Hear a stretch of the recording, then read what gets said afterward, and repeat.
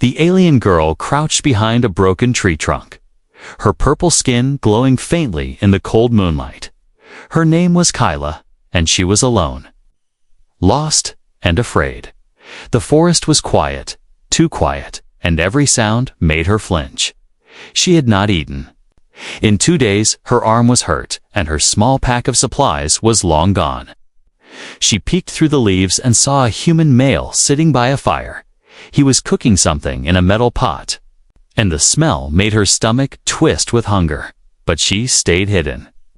She had heard stories, terrible stories about how human males captured females from other planets.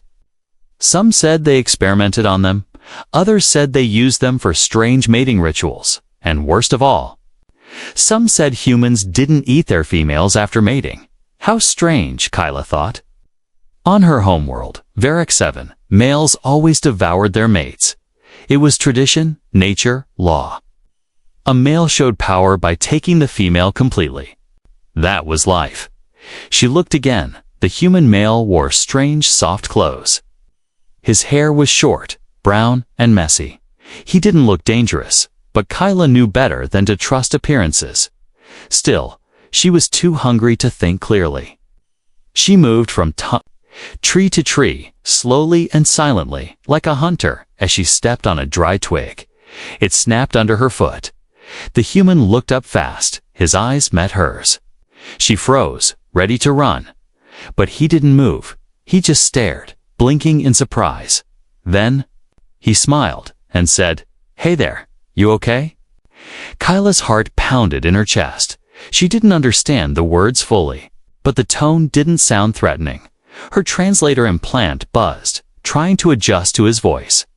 "I won't hurt you," he said again. "You look cold. Come. Sit by the fire if you want." He moved aside, giving her space. He even placed a second cup of soup near a log beside him. Then he looked back at the flames, as if inviting her without forcing her. Kyla stood there, confused. Was this a trap? A trick to lower her guard? But her legs were weak, her head dizzy, and her stomach empty. She slowly walked forward, every step unsure. Her eyes never left him. Ready to run at any sudden movement, he still didn't look at her, just stirred. "The soup? It's just potatoes and herbs," he said. "I don't have much, but you can have some." Kyla sat, her body tense. She sniffed the soup. It smelled harmless. She took a small sip. Then another and another. Her eyes widened. This was real food, warm and soft. "You're not going to eat me?"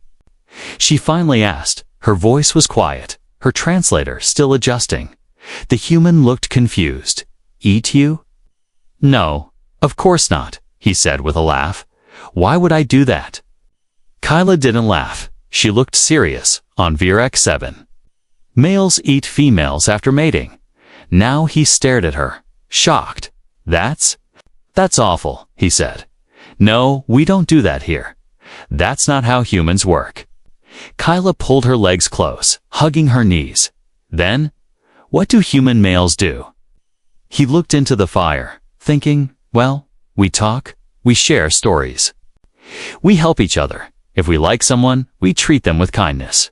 We don't harm them. Kyla looked at him with disbelief. That sounds fake. He smiled again.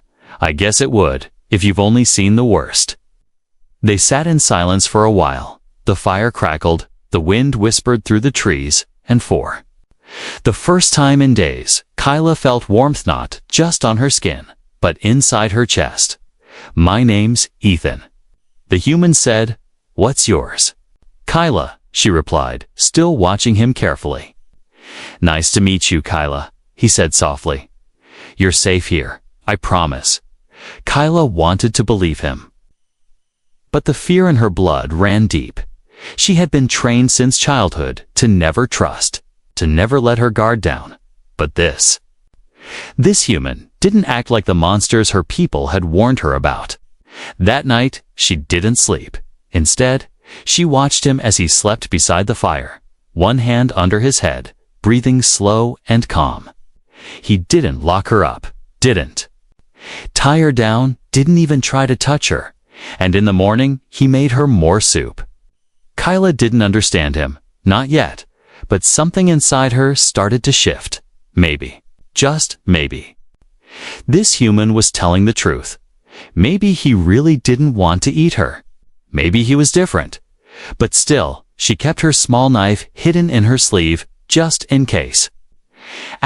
Kyla sat on a flat rock near the edge of the forest. The human, Ethan, was down by the stream, washing clothes and humming softly to himself. The sound was strange to her, calm and gentle. She had never heard a male hum like that. On Varric 7, males roared and growled to show power. They didn't hum like children. It had been 3 days since she met him, and still. He hadn't tried to touch her, not once. He hadn't even looked at her in that hungry way Varric's males did when they wanted to mate. She couldn't stop thinking about it. It bothered her more than she expected. Why hasn't he touched me? She watched him closely, trying to understand. Ethan smiled easily, but didn't act like he wanted anything from her. He gave her space. He shared his food, and at night, he let her sleep near the fire while he slept under the stars. No chains. No threats, no control. Back home, kindness always had a price. If a male gave you food, it meant he owned you. If he protected you, it meant you belonged to him. But this human, he asked for nothing.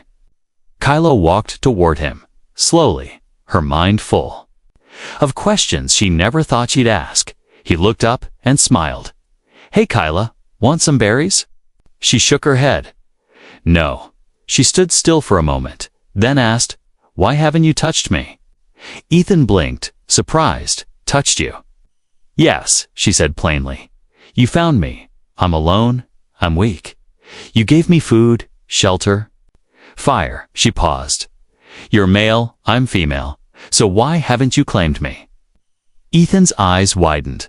He sat back on the rock, thinking for a second. "Kyla, I don't think that way." "Then how do you think?" she asked, genuinely confused. He ran a hand through his hair. "Look, where I'm from.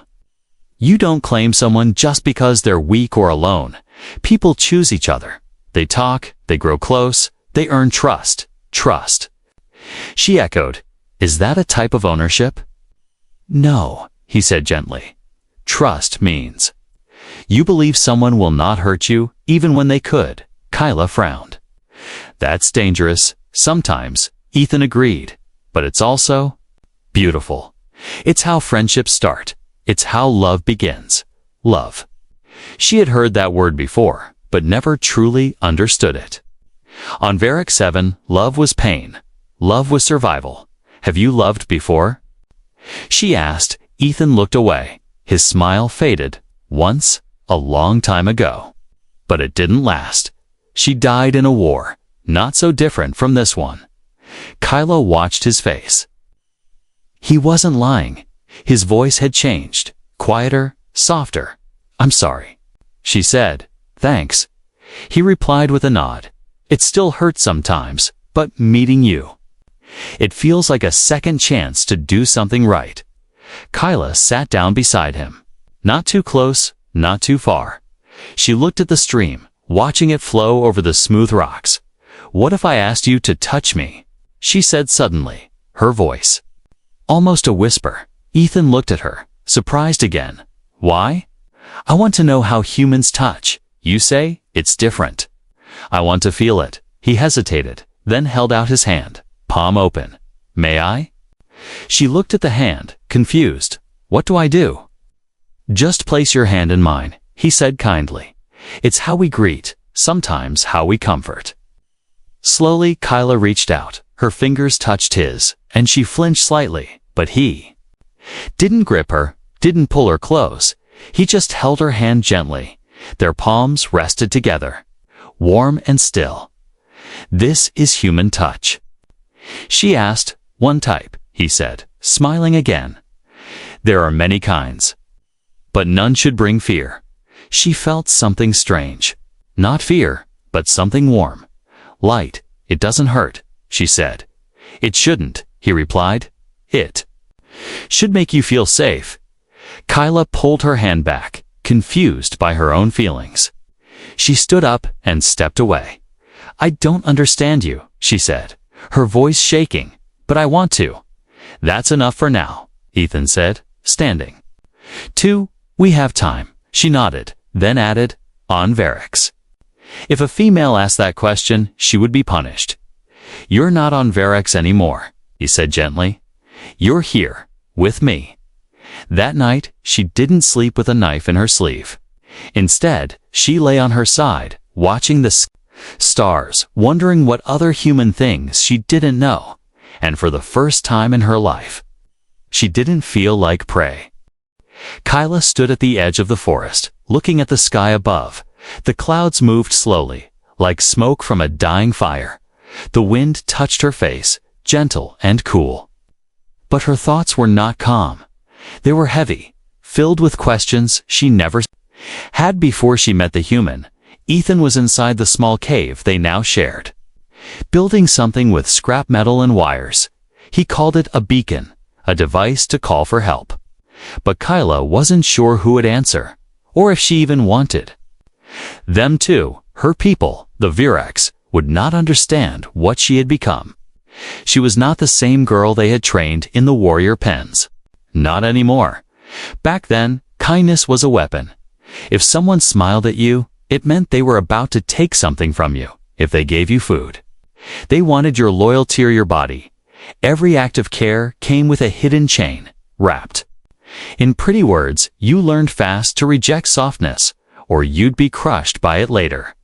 Kyla walked back into the cave, her feet quiet on the stone floor. Ethan looked up from the beacon and smiled. You okay? He asked. She nodded, but then said, You should stop smiling like that.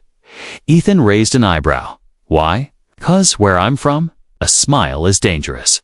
He chuckled. Well, on Earth, it means someone's happy to see you. Kyla sat down across from him, hugging her knees. You say these things like they're normal. But they're not. Not for me. Ethan set down his tools and leaned back against the wall. Then tell me how it was. I want to understand. She looked at him for a long time, unsure. Then slowly, she began to speak, in the Virex pens. We trained every day. Combat, survival, pain control, she said. They put us in teams and made us fight each other for food. The week didn't last. Ethan frowned, but said nothing, letting her continue. The males. They didn't speak. With us, they watched, waited, and when we were old enough, we were selected. Selected for what? He asked gently, though he already guessed, for breeding. Kyla said flatly, and after. Most of the females were taken away and never seen again. Some said they were eaten. Others said they were broken. It didn't matter. We knew what our future was. Ethan's hands clenched, but he stayed calm for her sake. That's horrible, he whispered. Kyla nodded slowly. So when you gave me soup, I thought you wanted something. I thought you were hiding your claws. Ethan looked at her with soft eyes. I understand why you thought that, but I promise you human kindness is real, not a trick, not a trap. She stared at the small fire between them. Even now, a part of me doesn't trust you. He nodded. That's okay. You don't have to trust me all at once. Trust isn't given. It's built. His words made her chest tighten. Not in pain, but something close to it. It was like a strange ache. Not physical, but emotional. Something she had no name for. No word in the Varix language described it. Maybe humans had a word for it. Kyla stood and walked to the cave entrance again. Why do you care what happens to me? She asked over her shoulder. I'm not human. I'm not even from your world. Ethan thought for a moment, then said, because no one deserves to be treated like a thing. You're a person. You deserve kindness, no matter where you're from. She turned around slowly, eyes narrowed. You really believe that? I do, he said, with no hesitation. Kyla looked at him as if seeing him for the first time, the scars on his arm, the tired look in his eyes. The patience in his voice, he wasn't soft. He was strong, but in a different way, a quiet strength. Not built on fear or power, but on something else. "You're strange," she said finally. "I get that a lot," he replied with a grin, that night. She didn't sleep right away. She sat by the fire while Ethan rested nearby. She thought about her people, her past, the way they had shaped her into a weapon. But now she was something new, something she didn't yet understand, and all because one human had refused to treat her like prey. Maybe kindness wasn't always a trap. Maybe. It was a bridge, and Kyla had just taken her first step across it. The next morning, the sky was soft with light gray clouds. A light breeze moved through the trees, and small leaves danced across the dirt. Ethan was fixing the beacon again, his fingers working slowly, carefully. Kyla sat across from him, staring, but not really looking at what he was doing. Her mind was full of thoughts, strange, warm and confusing thoughts. The way he spoke to her, the way he looked at her without demand. It made her curious. It made her want to understand what made humans so different. She finally broke the silence. "Ethan," she said, her voice low but steady. "Teach me how you love." Ethan looked up sharply, the tool in his hand slipping slightly. "What?" he asked, surprised. "I want to learn," she said. More clearly this time. "You said, love is not pain. Not control, not fear. Then what is it?" He set the tool down, rubbed his chin, and gave a nervous smile. It's a big question," he said. "But okay, let's try." Kyla tilted her head, watching him carefully. "Is it something you do with your hands?" "Sometimes," Ethan replied, "but love is not just touch. It's action, words, trust." She frowned. "Sounds like a battle plan." He laughed. "In some ways, it is." He stood up and offered his hand. "Come with me. First lesson." Kyla hesitated, then placed her hand in his. His grip was gentle. Warm, not like the harsh grips she remembered from the Virex pens. They walked through the forest trail, leaves crunching beneath their feet. Birds sang overhead. Another new sound for Kyla, and she paused to listen. "What's that sound?" she asked. "Birds," Ethan said, "singing. They sing when they're happy or when they want to find a mate." "Mates? Who sang?" She said, confused. "Our males just fight each other. Sounds exhausting." Ethan said with a chuckle. They reached a small clearing where the sun broke through the trees. Ethan picked a flower bright orange with soft petals and held it out to her. "This," he said, "is how some humans show love.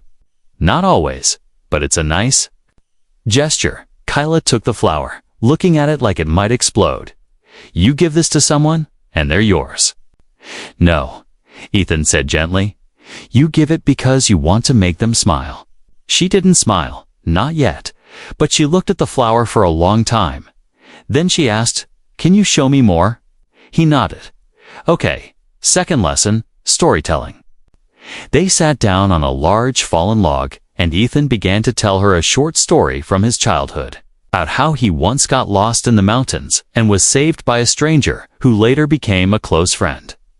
As he spoke, Kyla listened with wide eyes. "No one helped you because they wanted a reward?"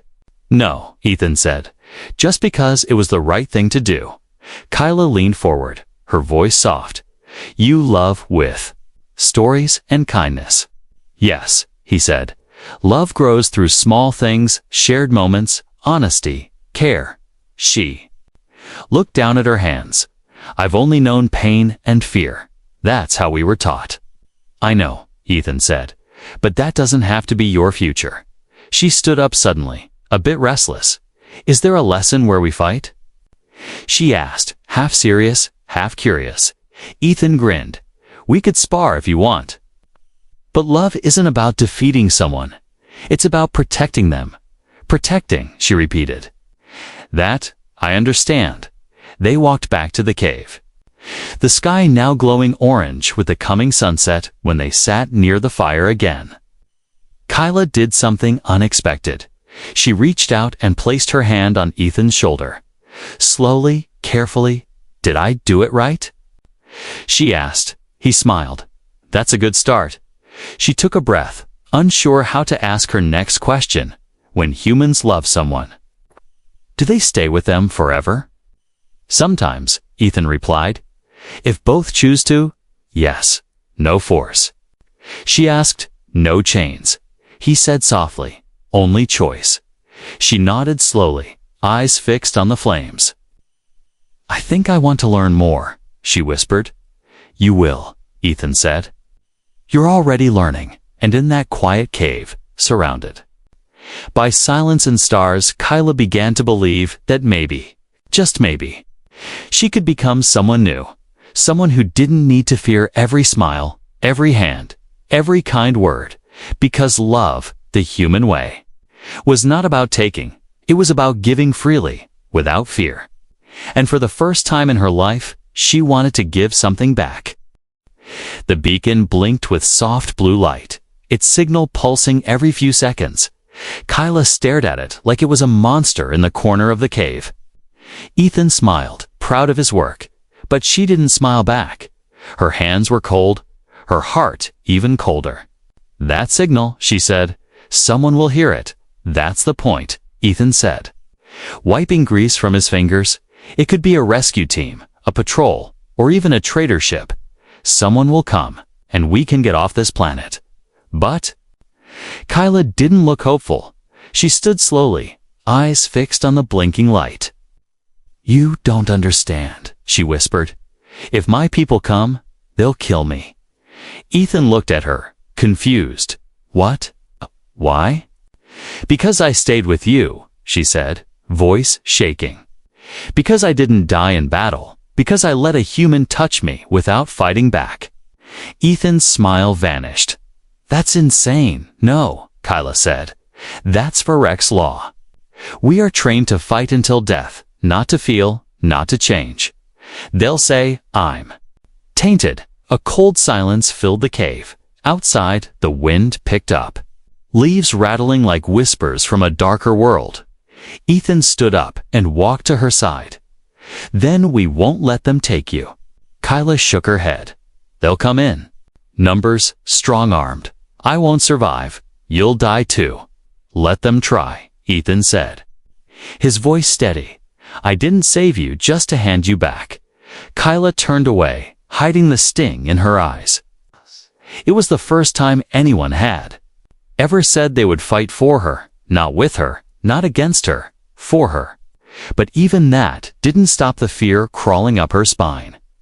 Her body still remembered the whip of training, the roar of her commander, the cold hands of judgment.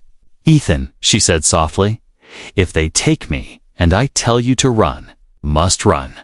"No," he said firmly. "If they take you, they'll have to go through me first." Kyla wanted to scream at him, tell him he didn't understand Varek's warriors, but his eyes, they weren't proud or stupid, they were serious. Full of something deeper than bravery, full of love. She didn't say another word. She just nodded and sat down near the fire. Her knife was already hidden under the bedding, but she added a second one inside her boot, just in case. That night, neither of them slept much. Ethan stayed outside the cave, eyes on the stars, rifle in his lap. Kyla sat with her back to the wall, heart pounding with every blink of the beacon. Every second that passed felt like a countdown, and then at dawn they came. A low hum echoed through the sky. A sleek Varek scout ship broke through the clouds like a black arrow.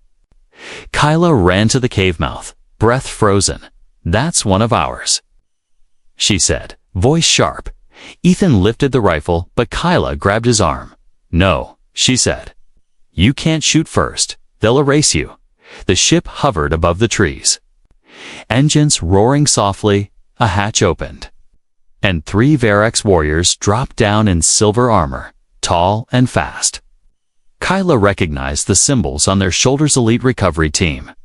Their leader stepped forward and shouted, Female Unit K92. Step forward. Kyla's breath caught. She hadn't heard that name since training. She stepped forward slowly. I am K92, she said loudly. I now go by Kyla. The lead warrior's eyes narrowed. You've been in contact with a human male? You've shared shelter, food, and bloodline risk. You are unfit for reintegration. I didn't betray our people, Kyla said. I survived. The warrior raised a hand. Unclean females are to be erased. Ethan stepped forward, gun raised. Back off, he growled. I don't know your laws, but I won't let you kill her. The Virex warriors raised their weapons. Kyla moved fast. Standing between Ethan and the commander. Don't, she said. Don't start this. The commander stared at her, then said, You belong to no one now, not even us. Then, without another word, they turned and vanished into the ship. The vessel rose into the sky and disappeared. Kyla stood frozen, heart pounding in her ears. They didn't kill me, she whispered. They left me. Ethan lowered his rifle. Walking to her side, Are you okay? She nodded slowly, eyes still fixed on the sky. They erased me from our world, she said. But they didn't take me back. They didn't win. Ethan said, You're still here. And for the first time, Kyla realized she wasn't afraid anymore. She didn't belong to the Vorex. She didn't belong to fear. She belonged to herself. And maybe, just maybe, to someone who would fight to keep her safe. Kyla stood by the river, her toes in the cold water. The sky above was wide and endless. Clouds moving slow like memories. It had been 3 days since the Vorex ship came and left. They didn't try to take her, didn't shoot Ethan. They just looked at her like she was already dead, then turned away. Something inside her had broken that day, but something else had grown stronger. She was no longer one of them. She had no place in their world. But here with Ethan, she had fire, food, and laughter. She had stories, safety, and hands that held without hurting. Kyla heard footsteps behind her. She didn't turn, I thought. You'd be sleeping, Ethan said, stopping beside her. I can't sleep, she replied. Not when everything feels different. Ethan looked at the water too. They're not coming back. No, she said. They've erased me. I am nothing now. You're not nothing, Ethan said firmly. You're Kyla. She smiled. Just a little, and looked at him. Why do you keep choosing me, Ethan? She asked, even after seeing what I am. He shrugged. You're strong, smart, and real. And you're kind even if you try to hide it. Kyla laughed, the sound short but honest. No one has ever said that to me before. Well, Ethan said, then I'm glad to be the first. She looked at him, her expression serious now. You said humans choose who they love, she began, that it's not forced, not earned with fear. That's right, he nodded. We choose, we trust, we grow. Kyla took a breath, her hands trembling slightly. Then I want to choose too, she said. And I choose you. Ethan's eyes widened, caught off guard. You? Mean that? He asked carefully. Yes, Kyla said. I don't understand everything about humans, but I understand you, and that's enough for me. He stepped closer. Their shadows meeting on the ground. You know this won't be easy. He said, we don't know what's out there or what comes next. I've lived with danger my whole life, she replied. But this is the first time I feel alive. Ethan didn't say anything for a moment. He just reached out and gently took her hand. Kyla let him no fear, no doubt, just warmth. We'll figure it out, he said softly. Together, they walked back to the cave as the stars began to appear. Kyla looked up at the sky and wondered if her people were watching from somewhere far. If they were, she hoped they could see she wasn't afraid anymore. That night, they sat by the fire, eating dried fruit and warm root stew. Kyla leaned her head on Ethan's shoulder, and he didn't move away. They didn't speak. They didn't need to. In the silence, she remembered how cold the Vorax breeding pens were, how empty her chest had always felt, like her heart had been locked away. But now, it was beating strong, full of heat, full of strange joy. She closed her eyes, her voice soft. Do human stories end like this? She asked, with peace and firelight. Sometimes, Ethan said, but our stories never really end. They just change. Kyla nodded. Then let this be our next chapter. They slept close that night, not out of fear, but comfort too. Beings from different worlds, finding something neither thought they'd ever deserve, a new beginning, and when morning came, Kyla didn't look back. She didn't mourn the life that left her, she only looked forward to a future she had chosen. For herself, with the one person who saw her not as a soldier, not as a tool, but simply as Kyla. The sun rose slowly over the green hills. A soft golden light filled the forest. Warming the trees and the earth below, Kyla stood near the garden patch outside the cave, planting seeds one by one. Her hands were covered in dirt, her sleeves rolled up, but her face was calm, peaceful. It had been several weeks since the Vorax left without her, since she told Ethan, "I choose you." Since she stopped being K-92s, the property of a cold empire, and became simply Kyla. The woman, the survivor, the one who lived. Ethan stepped out of the cave with 2 cups of tea. He smiled when he saw her working. "You're getting good." At that, he said, handing her 1 cup. She took it with a nod. "You taught me." "I just showed you how to dig holes." He laughed. "You did the rest." Kyla sipped the tea, her eyes following a bird flying across the sky. "Ethan," she said softly, "do you remember the day I asked you why you hadn't touched me?" He looked at her and nodded. "I remember. I didn't understand your world then." She said, "Your way of caring, your way of love, but now?" He asked, curious. "Now I do," she said, "and I want to show you something." She placed the cup down and stepped closer to him. No fear, no hesitation, no hidden blade in her boot this time, just her heart open. "And steady, I want to be yours," she said, her voice clear. Not as a prize, not as a duty. She placed her hand gently over his heart. "I want to be yours the human way, with choice, with care, with truth." Ethan didn't speak right away. His eyes searched hers. He saw no fear, no confusion. Only the fierce light of a woman who had found her own voice. "I'm yours too," he said finally. "The human way." They stood in silence for a moment, the air between them warm and still. Then Kyla leaned forward, resting her forehead against his. Not a gesture of submission, not one of weakness, but of trust. In her world, no one ever touched like this. On Vorax 7, touch was war. Not peace, but here, in Ethan's arms, touch meant something else. It meant safety, honesty, love. Later that day, they sat together near the stream. Ethan was carving symbols into a piece of wood. Kyla was teaching him how to say simple Vorax. "Words, you know," she said, smiling. "I used to think your people were monsters, and I thought yours were impossible to deal with." He replied with a grin. "Well," she laughed, "maybe we're both right and both wrong." They looked at the carving together. It read, "Where fear ends, we begin." "I like that," Kyla whispered. "Me too," Ethan said, placing the carving at the entrance of the cave that night. The stars came out in full. The fire crackled gently, and Kyla sat with her head resting on Ethan's shoulder.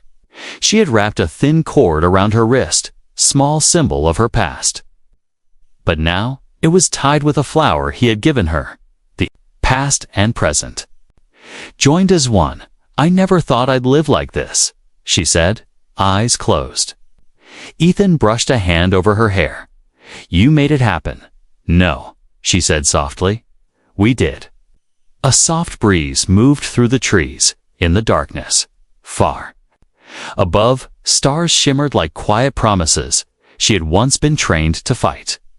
To fear, to obey, now she had learned to feel, to hope, to choose, and tonight she had chosen love, not the kind that burns and consumes, but the kind that holds. You in the quiet, that waits with patience, that heals without demand. This was love, the human way, and it was hers now.